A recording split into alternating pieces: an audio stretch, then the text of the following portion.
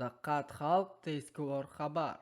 Farg'onada Majburiy ijro byurosi 40 milliard so'mlik mulkni xatladi. Ijro hujjatiga ko'ra, byuro tomonidan 3,2 million dollarlik kredit qarz undirilmoqda. Farg'ona tumanlararo iqtisodiy sudining ijro hujjatiga asosan qarzdor MD, MChJ va boshqalardan undiruvchi Aloqabank AT foydasiga jami 3,212,062 AQSh dollari miqdorida kredit qarzdorligini undirish belgilangan.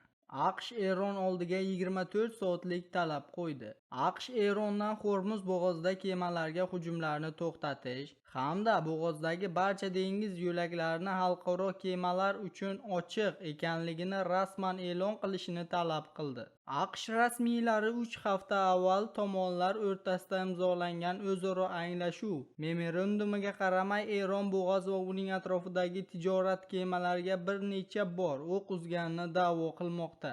Sizga yetkazmoqchi bo'lgan xabarimiz shulardan iborat edi. O'zingiz va o'zgalar hayotiga befarq bo'lmang. Xayr, salomat bo'ling.